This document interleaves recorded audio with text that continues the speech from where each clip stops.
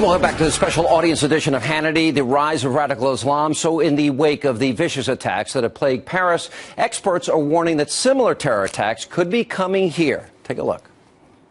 This was an attack on the way the West lives, and that's different than we've seen before. And I think the response you see in the street around the world is a reflection of that. The other thing I think is, as 9/11 in New York, as the subway bombings in London, and now this in Paris, this tells everybody that this can happen anywhere. Whether the president wants to recognize it or not, they are at war with us. It is worldwide. We are at risk all over the world, and the president should be leading a worldwide effort against them.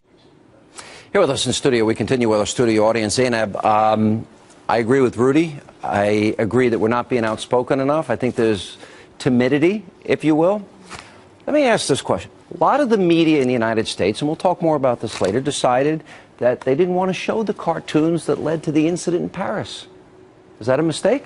That's a huge mistake. Why? Because this is exactly what the whole notion and concept of freedom of speech is, and the values of liberal secular democracy is with freedom of speech. And if we're not able to show those cartoons, if we're not able to publicly debate about them and see what it is, it's cowering, it's fear to pull back from them. And we're essentially feeding in to what these Islamists want. Leah? At the same time, I have to say that what we're seeing is that the online media, the media that's being used by these terrorist groups like Al-Qaeda in the Arabian Peninsula, are using magazines like Inspire magazine, which I've actually brought a copy of that here with me, and they're using this media to basically say that there's a crusader campaign against Islam. So they're using, this what they're saying is a war on Islam to try to promote violence within their own people. Yeah. What do you think, David? Well, there's a broader context to this, and the magazine is part of that, and it was brought up earlier, which is how we see the threat globally. For example, we're talking about 12 attacked in Charlie Hebdo and murdered in a terrorist attack. And, of course, the hostages in the grocery. We're not talking about Boko Haram. We're not talking about Africa. In the last 72-plus hours, if, as reported, some 2,000 people have been killed. In Africa, a continent of some 56 nations, over 30 of them are actually Muslim-controlled or have serious problems. We're looking at an immense continent with resources that can be taken over. And further, our response as a nation, as a globe. This came from my high-level sources in Washington, and this is the first time you'll actually hear this. Secretary of Defense nominee Ash Carter has been told by the White House that he is to stay within the constraints of the Budget Control Act. They should not come up with workarounds around it, as some have done, and that the generals need to be kept in control and not going up to the hill as they did under Secretary Hagel, because they didn't listen to Hagel. So effectively what this White House is doing is they are hamstringing our military. They are disarming our ability to project force. We have an AFRICOM command that's in Germany. We don't have a home for it in Africa. Folks, look around the globe. Look at Malaysia. Look at the Philippines. When you circle the globe and you look at this becomes a problem that is global, and we need to pay attention to the success of radical Islam. Let me go to Ainsley Earhart. The media, you work in the media, you've been a journalist for all these years, and yet they've got to make a decision. You have to report the facts. You have to stay true to the story. And you have the editor who is willing to die for his cause. The government was telling him not to produce these cartoons and continue on. He chose to do so. And you remember what he said. We talked about it last night on your show. He said, I would rather live standing than die on my knees. And, this was a place that was firebombed. They knew that they were under threat. I'm sorry, I quoted that wrong. I would rather die standing. No, you had it, right. Sorry, I had it right. Than live on my knees. Right. Exactly. But you think about it, these guys were courageous, and I know, Mr. Donahue, we've been friends a long time. I know you don't like it because they also had cartoons about the Pope, and I don't like it. I'm a Catholic like you, but I side with free speech first. Why would we want to stop them from printing that, as repugnant as you and I may find them? Right. Who said that they wanted to stop them? No, I'm saying... No, I said what I'm saying, first of all, let's get it right, Sean. Okay. We're not talking here about inoffensive depictions such as the Danish cartoons. We're talking about toilet speech. We're talking about anal sex. We're talking about scatological commentary. We're talking about the kinds of things which I don't think we should put on TV, although I do agree that the Danish cartoons we should put on there just because the Muslims don't like it. Who cares?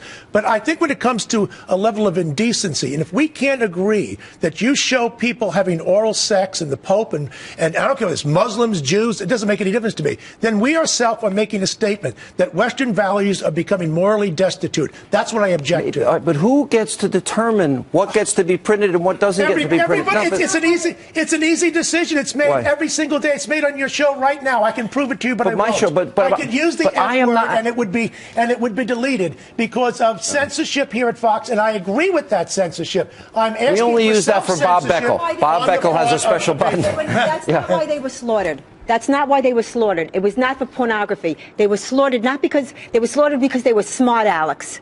They were slaughtered because they ran the cartoons. And Charles, they are war heroes. That was an act of war. That was a military strike in the heart of Paris. It's not just these three guys. Who trained them? See, I agree with you. Who was their imam? What mosque did they pray at? I mean, there's a whole network. It's not just these three guys. Bill, I guess this comes down to, do you believe in full and complete freedom of speech? Nobody does. Nobody does. Okay, you can't yell fire in a burning building. I got it. Yes, you can. And I hope you do yell fire in a building that's burning. You cannot yell fire falsely. Now, look, there are about 25 at least exceptions to freedom of speech, okay? Obscenity. You can't infringe on somebody's copyright. Libel, slander. Look, this idea that freedom of speech is an absolute is exactly the problem. You have to be able to have some restraint. That's not accepted by the courts, by the way. I tell you what, we're going to pick it up here, and we'll come back with Bill Maher's comments. I rarely agree with Bill Maher, but I actually thought he made some pretty powerful comments on Jimmy Kimmel. We'll come back. And liberals are in denial about radical Islam. By the way, where have they been for years? We're going to examine the deadly consequences that could have. This and much more on the special audience edition of Hannity, Rise of Radical Islam, straight ahead. With diabetes, it's tough to keep life balanced. I don't always have time to eat like I should. That's why I like Glucerna shakes. They have slowly digestible carbs to help minimize blood sugar spikes. Glucerna, the #1 doctor-recommended brand. Introducing the new Philips Norelco Shaver Series 9000 with Contour Detect technology that flexes in 8 directions for the perfect shave at any angle. Go to philips.com/new to save up to $40. Innovation and you. Philips Norelco. Everything okay? We're here because you're about to have a heart attack. Pete's heart attack didn't come with a warning. Today, his doctor has him on a Bayer aspirin regimen to help reduce the risk of another one. If you've had a heart attack, be sure to talk to your doctor before you begin an aspirin regimen. Why do I cook? Because I make the best chicken noodle soup. Because I make the best chicken noodle soup. Because I make the best chicken noodle soup. For every way you make chicken noodle soup, make it delicious with Swanson. What should I do with my money? Whether you're a multi-million-dollar investor or just starting out, the answer is Betterment. Betterment is the smarter way to invest and is the largest automated investing service in the U.S. If you're building wealth or preparing for retirement, we provide a personalized recommended asset allocation, and your money is put to work in a globally diversified portfolio. Experience smarter investing and secure your financial future. Betterment. Investing made better. This year, don't take the same old vacation. Head north, because in Alaska, your vacation just goes farther and higher to places you've never been before. So bring the family, invite a few friends, and leave your worries behind. Because memories like these will last forever. Learn more at AlaskaBeyondYourDreams.com.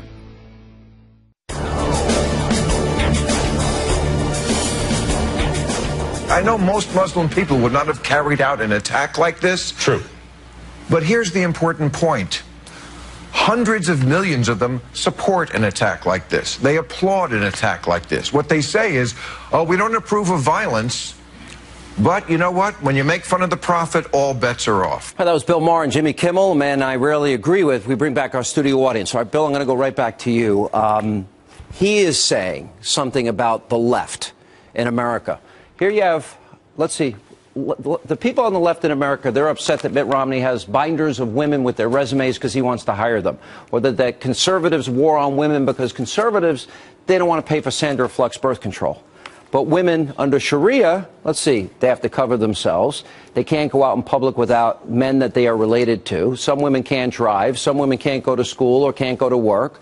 And then, of course, women need 4 male eyewitnesses to prove rape, etc. So isn't it better that we have the freedom of speech that he's talking about and the left starts speaking out about radical Islam? I want freedom of speech, but I don't want, and neither do the courts, by the way. No speech can be absolute. Otherwise, then you have to get rid of all the laws that I talked about before. Look, liberty is an important value, but it also runs up against justice and equality. That's why one can't trump the other constantly. You've got to have some moderation. Now, this man's a phony. He contributes to the hate speech in this country against Catholics in particular. I have nothing but contempt for him. He's the enemy of freedom because he's the kind of person who people then cry out and say, let's get some censorship. I don't want the government to censor anything. I want people to censor themselves. Okay, fair enough. And if they don't, you can speak out against it, but you don't. But if you don't like a cartoon, Bill Donahue's not going to go in or... I've had demonstrations in the street. I'm the one who led the demonstrations on Corpus Christi, the Brooklyn Museum of Art, without violence. We have free speech here in America, and I say France does too, but we have to be willing to accept the consequences of speaking out because people will commit crimes. Now, on that, we need to be able, in America here, I think we should start criminalizing any verbal support for ISIS or for support for terrorism or anything like that, because right now they're just spewing it on Facebook and Twitter that they, I support ISIS, I support this, and we don't do anything about it. She was saying that there's over 300 million. I think our intelligence needs to go after and interview every single person that would write such a thing. I don't think we do enough of that. That's a good point. Often after a shooting or after an incident, we go, oh, here's their Facebook account. Yeah. And they post their address because they're out getting a latte while they do it. So why don't we hammer them there? Oh, that's a good Sean, point. If there's 300 million radicals out there, then why aren't they on the no-fly list? We have 47,000. There are 300 million out there? It's a great point. Who are these people? We're going to get to, I promise we're coming. Let me tell you something, Sean. We can talk all about these freedom of speech. Let's cut to the chase. America has to wake up. What happened over in Paris is coming here. You got a president that's cutting the defense budget down into the 50 billions. You got Dianne Feinstein there worrying about the people's rights, about waterboarding and about interrogation. I tell you what, when they come here, when they go to Grand Central, Penn Station, and they machine gun some Americans, you're going to see how fast this country is going to change. But we shouldn't wait. We should get the technology.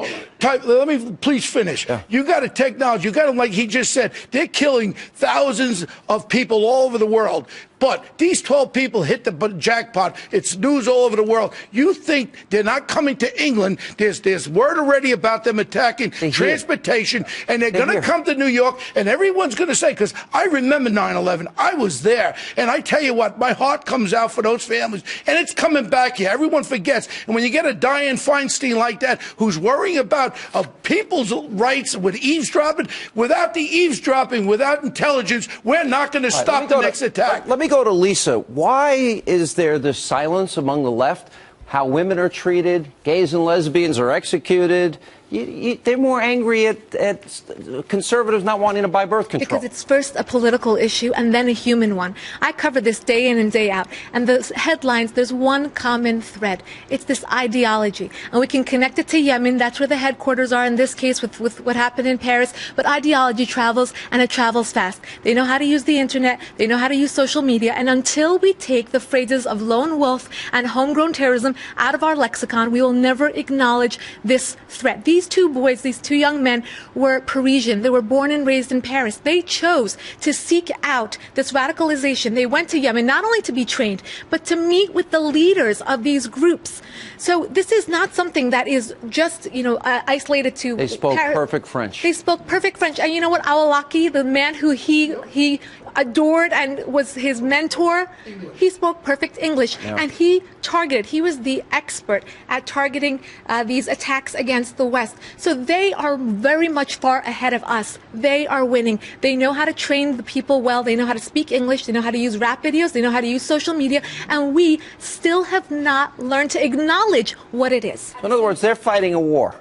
And you know what? We're treating them as individuals, but they're a military, and they operate as one. And until we fight them as though they're a military, like a country just attacked Paris, a country attacked France. They're going to say 2 men held off 80,000 army troops and cops in France there. They're going to be martyrs right now, and I guarantee you there's videotape they took on their cell phones, and you're going to see it, and they're going to be martyrs taking on 80,000 troops and cops in France. 2 guys, because they died for Allah. All right, we got to. I promise. Yeah, go ahead, Leah. It's important to note from the intelligence community that when we talk about homegrown violent and extremists, that's the term that's used by the FBI director, by the National Counterterrorism Director, and that term is used because it's intended to highlight that when you have someone who's being radicalized in their basement, someone who's watching things on social media, it's very hard to detect them. And the reason is because intelligence can use, things like tracking people's connectivity on the internet.